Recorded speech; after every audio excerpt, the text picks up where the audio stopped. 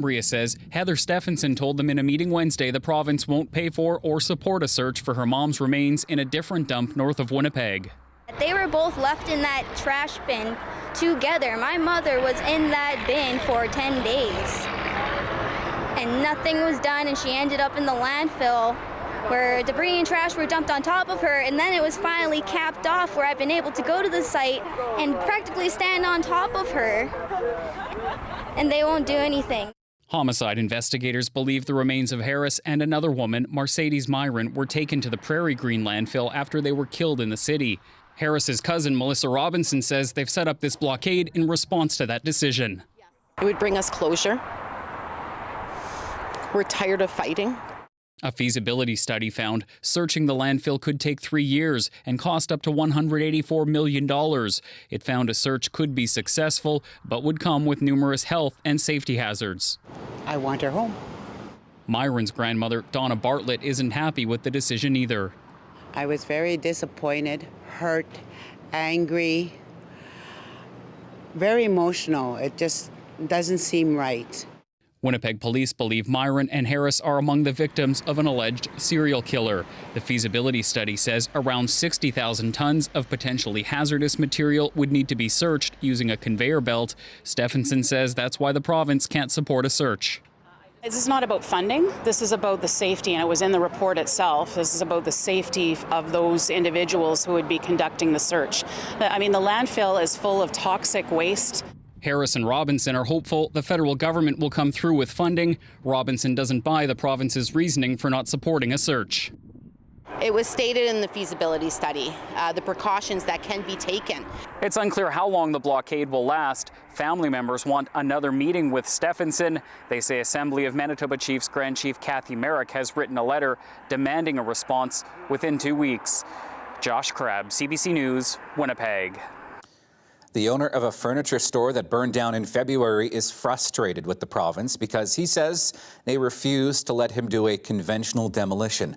The sticking issue is whether or not the building has asbestos. CBC's Caroline Bargut reports. Here, this used to be a receiving door. For 15 years, this was like a second home to Robert McDonald. He bought the building from Kernhill Furniture in 2007 and turned it into Surplus Direct, a discount furniture store.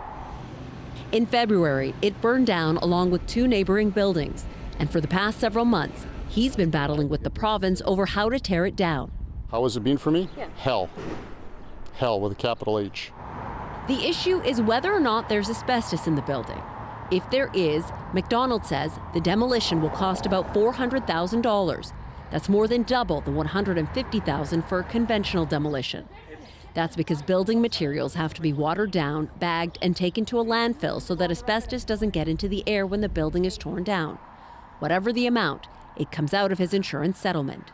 The province says many building materials used before 1990 contained asbestos. Because of that, Manitoba laws assume that an old building has asbestos unless it can be proven otherwise.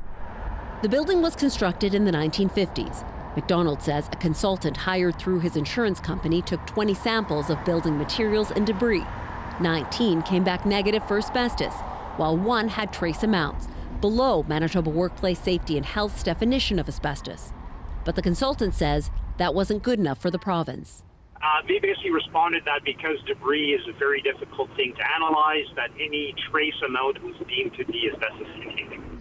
McDonald says the province just told him they recently collected 7 of their own samples from his building and found high levels of asbestos in 2.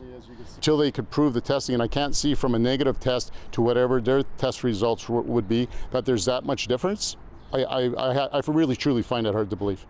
McDonald says the province didn't provide any proof or photos showing the samples were taken from his building, and he will not take their word for it. He says the only way to get on the same page is if all the parties get together and retest the site for asbestos. Otherwise, he's prepared to take the issue to court. In the meantime, he says this rubble will continue to be an eyesore for the area. Put that back. That's that building. Put it back. Okay. And a place where looters go behind the metal fence to take whatever they can. Caroline Bargut, CBC News, Winnipeg. The province says it's increasing funding for police and other safety initiatives in Winnipeg's downtown. $10 million over the next 2 years will go toward more police, cameras and lighting. Justice Minister Kelvin Gertsen says crime rose by more than 25% in the last year, and there has been a 19% increase in violent crime. He says people need to feel safe downtown. So 24 new officers for downtown to be engaged, to be proactive, to be responding to concerns that are happening in the downtown part of Winnipeg is important. Equally important, we'll have additional eyes through the new 75 cameras. Gertsen says those new cameras, along with 25 existing cameras, will be monitored so police or downtown community safety patrol members can be deployed quickly. He says revitalizing downtown depends on people who live and work there feeling secure being there. The Chinese owner of a mine in eastern Manitoba is reviving talks of draining a lake to reach more of the critical mineral known as cesium. CBC's Bartley Kivas now on the environmental concerns the plan has raised and national strategic issues. Cesium, in its pure form, isn't something you want around. It exposes liquid metal to air and it might burst into flames. Add water and it will explode. Yet we need cesium to drill for oil and gas, cancer radiation therapy, and to run atomic clocks that keep all our mobile devices in sync. One of the world's largest cesium deposits is here in Manitoba at the Tanco mine along the shore of Burnick Lake. Most of the cesium at Tanco is gone. It's already been mined. What's left is in stone pillars underground, pillars that hold up the roof of the mine. Now, the Chinese company that owns Tanco has a plan to get at this cesium.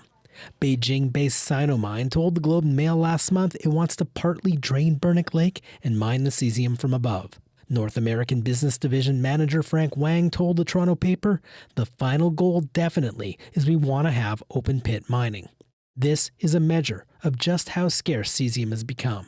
It's a sign of quite severe desperation that you're going to drain a lake just to take out the pillars of the leftovers. Well, we're not talking about an enormous deposit here. We're just talking about the leftovers of an enormous deposit. This plan already has opponents. Environmental activist Eric Rader is concerned sediment from Burnick Lake will spill into the Bird River. As soon as you want to expand into an open pit mine, you've changed the equation. And as soon as you decide that you want to drain the lake into the lower Bird River, that's where you come into immense opposition. Saging First Nation, which counts Burnick Lake as part of its traditional territory, also has concerns. In a statement, Chief E.J. Fontaine said, "We have told the owners of the Tanco mine that moving forward with that plan will require a comprehensive impact assessment and that it cannot proceed without Saging's free, prior, and informed consent." Manitoba's Environment Minister won't say whether the PC government would consider draining a lake to make way for an open pit mine. The process in every environmental license is unique, so it would be inappropriate for me to comment on that. The federal government might also put the brakes on Sinomine's idea 4 years after allowing the Chinese company to purchase Tanco. We do have a security lens on any mining developments in our country, including this one. And so that would obviously be a consideration in both an environmental assessment and a security assessment. Sinomine declined interview requests but confirmed it wants to redevelop the Tanco site. It promised any mine expansion would undergo a rigorous review. Bartley Kivas, CBC News, Winnipeg. Manitoba's largest public sector union is accusing the government of operating under a double standard, offering workers smaller raises than the politicians will get.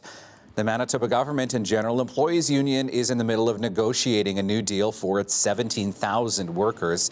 It says the province has offered wage increases of less than 2% per year. MGEU President Kyle Ross says the Premier and her MLAs will get raises of more than 3% a year. He says that is not fair to his members. They've done all this work for Manitobans. They provide all these services with less. There's 25% vacancy rate in the civil service, and then the government's patting themselves on the back and giving some this raise, and they won't flow it through to their workers, and these workers need it. Inflation's been tough. Premier Heather Stephenson says MLA salaries are set by an independent commissioner.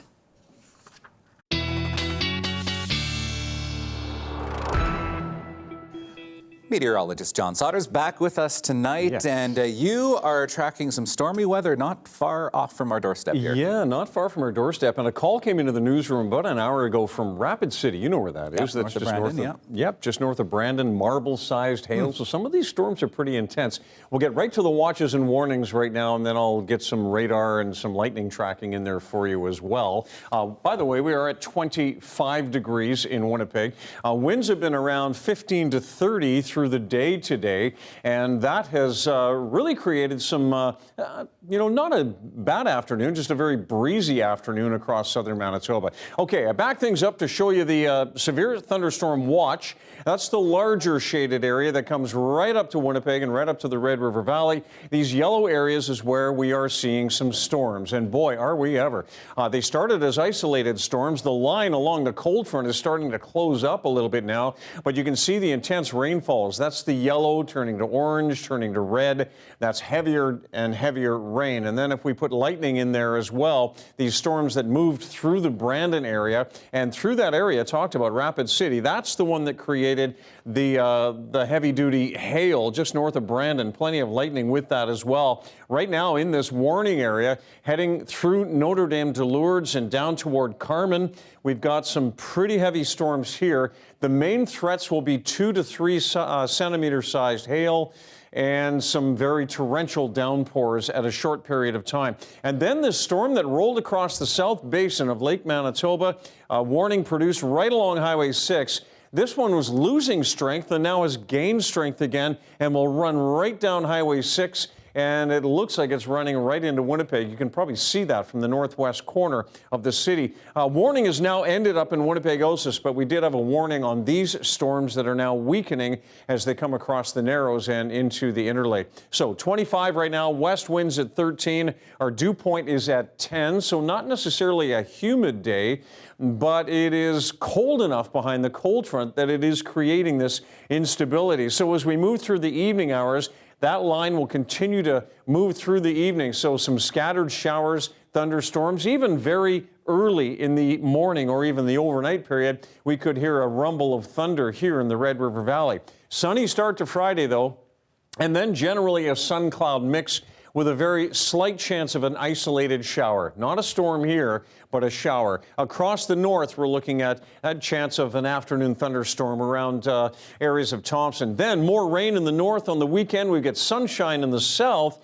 This system here is the next one, and it does eventually move down across southern Manitoba, so we'll look forward to some rain on Saturday night into Sunday. 13 tonight, risk of a thunderstorm overnight, 16 in the morning in the sunshine, and then just a slight chance of a passing shower in the afternoon. And Riley, it will be cooler on Friday afternoon at 22 degrees. All right, sounds good. Thank you, John. You're welcome.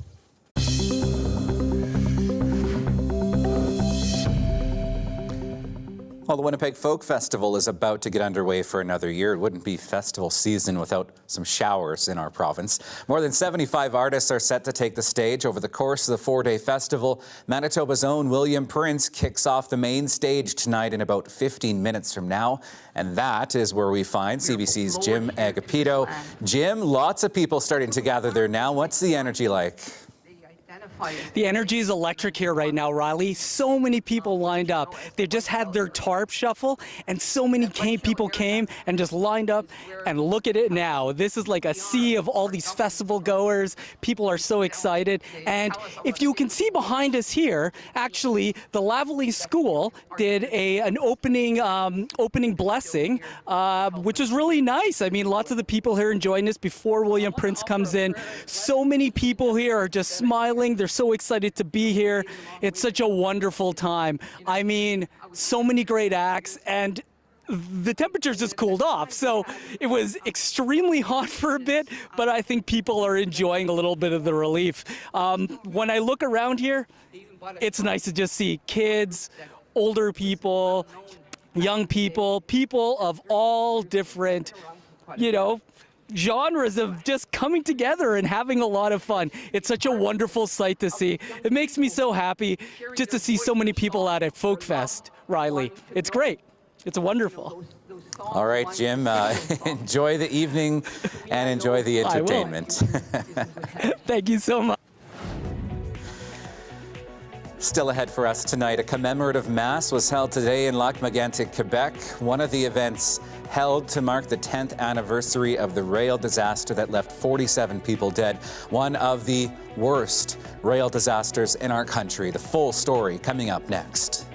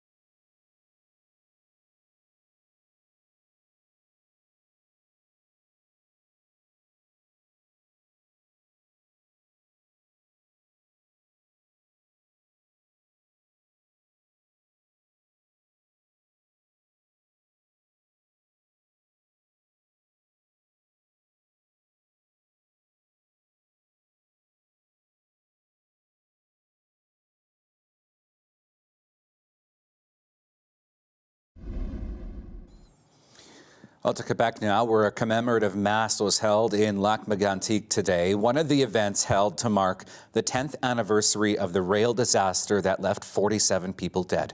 It is one of the deadliest ever in Canadian history. CBC's Sarah Levitt has this report from the community. The day of commemoration began solemn and early. At around 1:15 a.m., the same time of the disaster, family, friends, and residents gathered to remember the lives lost.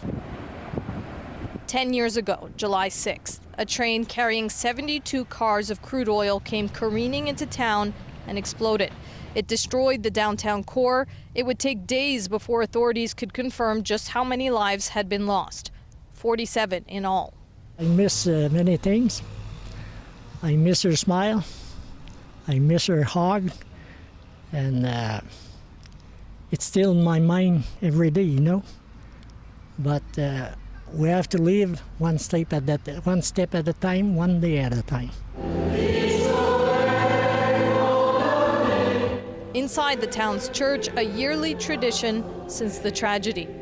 And outside, the bells rang out. Over the years, the town has tried to rebuild, move forward. This is the heart of downtown, incinerated in the tragedy, just now starting to come back to life. This is also a memorial park. Silhouettes shaped as stars represent the victims. But moving forward hasn't been easy, especially when the very thing that caused such horror continues to run through the town. Every year since the tragedy, no trains pass on the anniversary, but every other day they do. There are plans to move the tracks to bypass the downtown core, but for some, more needs to be done over the safety of Canada's railways. My first reaction was, well, this should change everything. And I can tell you now, after 10 years, it changed nothing. Something like this could happen again? Absolutely. If a track runs through your town or past your house, I would be concerned. Both the federal government and the railway companies say things have improved in terms of safety, but the people here say not enough. Sarah Levitt, CBC News, Lac-Mégantic, Quebec. Federal officials are warning that the wildfire risk across Canada remains high for the next 2 months. Drought conditions, when coupled with above normal temperatures across most of the country, means that the risk of fire activity is going to remain very high throughout the majority of the summer. 2023 now carries the unfortunate distinction of being Canada's worst wildfire season on record. Nearly 650 wildfires are currently burning across the country, with more than half of them out of control. Hundreds of firefighters from the U.S., Mexico, New Zealand, and European nations are in Canada assisting crews here. This year has already seen more than 3,400 fires. 8.8 million hectares of forest have been destroyed. At least 17 people, including 3 children, have died after a suspected toxic gas leak Wednesday in South Africa. Authorities say it happened as illegally mined gold was being processed in a poor community near Johannesburg. 10 others were hospitalized, including a 2-month-old baby and a pair of 4-year-old kids. Toxic nitrate gas stored in cylinders is used to separate metal from rock and dirt. Highly dangerous makeshift mining operations like this are common in gold-rich parts of South Africa. An 8-year-old girl was killed and 15 people were hurt when a car crashed into a school in southwest London today. 10 people were taken to hospital. Police said there was no indication, though, that terrorism was involved. The crash happened at a private girls' school in the Wimbledon district, less than 2 kilometers from the site of the famous tennis tournament. Police say the area of the school that was hit is used by students from 4 to 8 years of age. A woman in her 40s has been arrested on dangerous driving charges.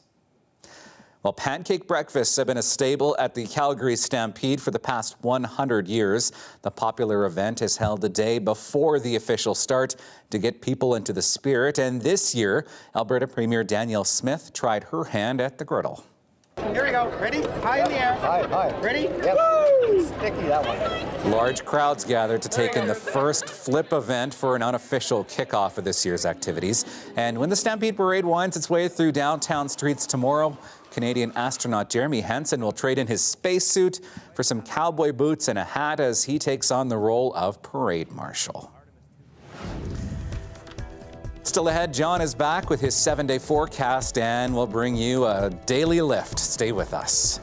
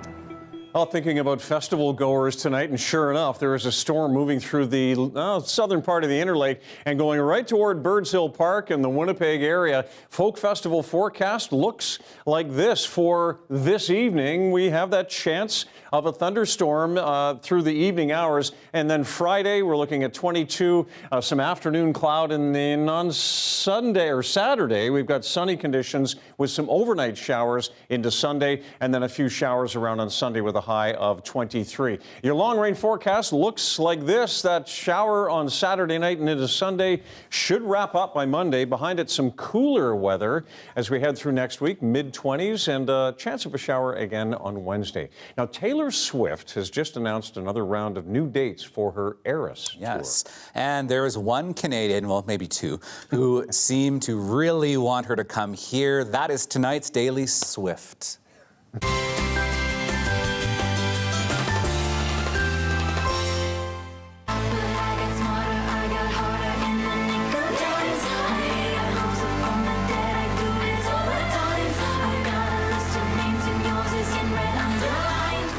You know, I did that for Holly Kerrick in our control room, who really wants to see Taylor Swift again. That is Taylor Swift with Look at What You Made Me Do. She has announced 14 new stops on the Eras tour, but still no Canadian dates. That prompted Prime Minister Justin Trudeau to make a personal appeal, tweeting at Swift last night with some choice song references. He says, "It's me. Hi, I know places in Canada that would love to have you, so don't make it another cruel summer."